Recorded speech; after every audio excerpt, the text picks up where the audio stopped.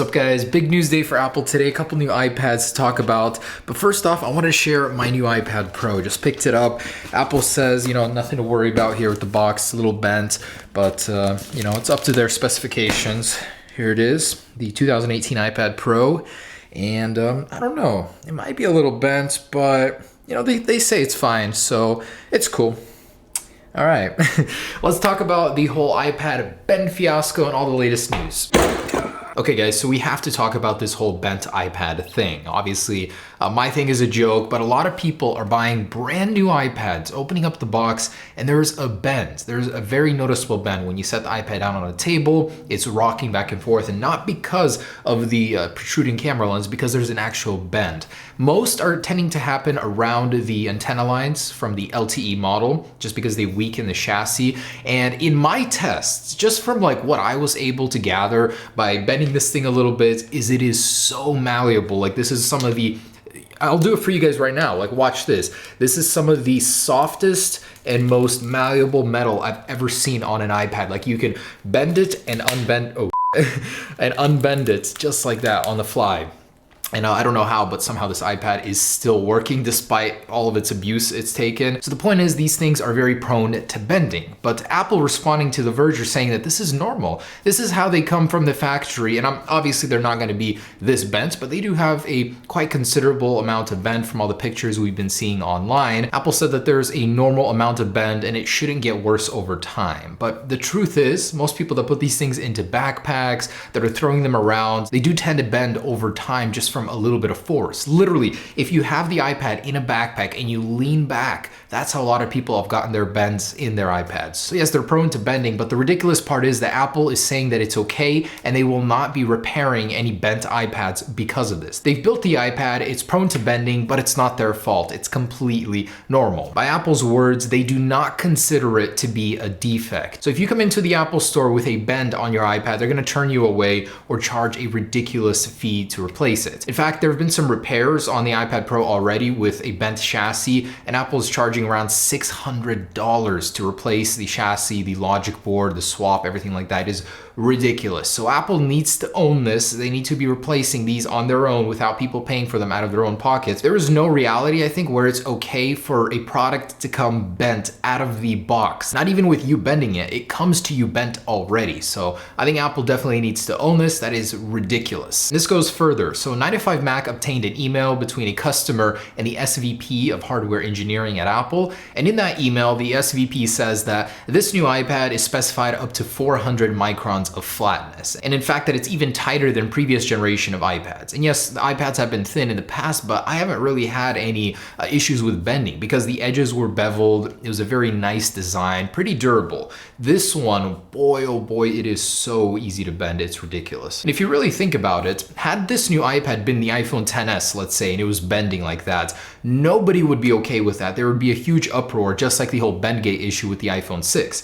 It's because the iPad is a little bit more of a specialty product. Not as many people buy it, that it's not that big of an issue, but Apple, you need to fix this. So there's the whole bend fiasco. If you guys have purchased a new iPad and you're seeing a bend, honestly, send me some pictures. Let's make this a big deal. Let's make the roar so loud that Apple can't ignore it anymore. But yeah, there's that. On the other spectrum of iPad news, there's a couple of new models coming out in 2019 that are going to help reinvigorate the sales of the declining iPad market. So the China Times is reporting Apple is working on 2 new iPads for 2019, and I'm actually very excited about what they could be. The iPad Mini 5, they say they're working on a replacement iPad Mini and a replacement to the $329 cheaper iPad with a slightly larger display. I'll talk about these in detail here. We worked a little bit on the concept, what we could in one day, so don't expect a lot, but I tried to give you as best of an idea as I could here. So let's start with that iPad Mini. I think it would be called the iPad Mini 5 because the last one was 4. It's been quite some time since that was updated in September of 2015. There's been quite some time in between there. Maybe the naming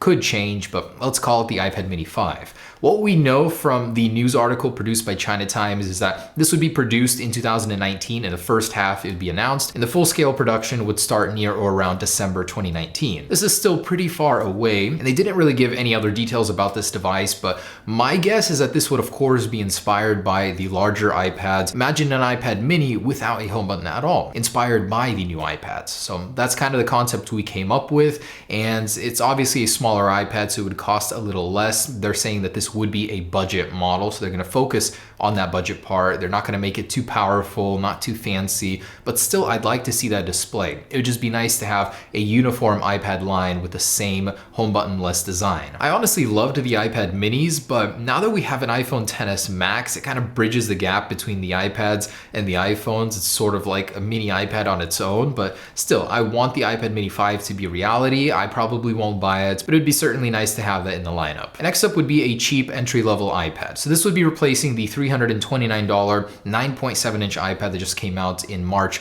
of 2018. And the only detail we have on it is that it would have a 10-inch display with a narrow frame. So from this, I'm pretty sure what this means is that it'll also be removing the home button and getting a similar display to the new iPads that just came out, but with very cheap internals. So cheaper processors, not as much RAM. It won't be as capable, but it'll still look pretty nice. In fact, we kept the same design, but just updated the display just to have that differentiation from the newer ones with the blocky design. So this way, the entire iPad lineup going forward would have that bezel-less display, and the OS designed for it would work the same on all of them. It would be a very great plan, just have the internals and the looks slightly different to make them all unique in the lineup. The report mentions that Apple is trying to lower the price on these iPads by switching to a Korean supplier for their LED displays. I doubt that that'll translate to us, but more money for them in their pocket, of course. So there's what's going on with the iPads. The iPad mini 5 gets me excited. I want to see Apple do that, and you can really start to see that Apple is in scramble mode, and I'm pretty sure that they're going to do something with the iPhone SE as a result, because they're seeing, whoa,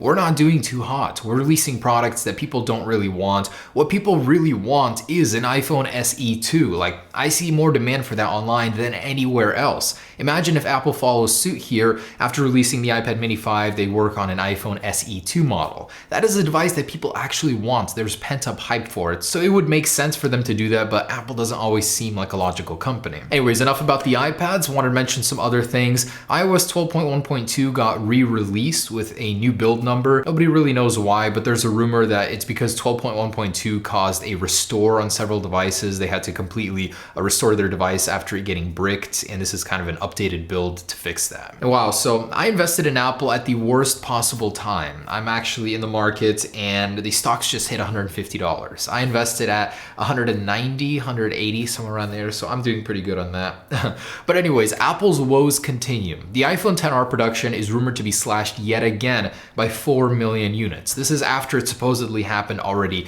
twice. Rosenblatt analyst is saying that because of the whole Huawei scandal where the CFO was arrested, this created an empty pocket in the market, and Huawei is promoting their products like crazy. Other competitors are at low prices to fill that void, and the iPhone XR, as a result of its high prices, won't be doing so great, and as a result, they're cutting production again. So this is just doing wonders to the stock. Apple as a company is doing terrible right now, absolutely terrible. They really need to rethink all of their choices going forward into 2019. And the whole Qualcomm and Apple spat has gotten worse. In Germany, Apple has officially been forced to stop selling some iPhone 7 and 8 models in stores because of some issues between Qualcomm and Apple, between the power management chip and the LTE modems. They cannot reach an agreement. This whole iOS 12.1.2, 12.1.3 thing is as a result of this, so something's gonna happen here. It's cooking, it's getting pretty bad. It's also very exciting to see some new patents that Apple is working on. Here's this one that's just been granted to Apple. It's a 360-degree iPhone with a screen on the front, on the back,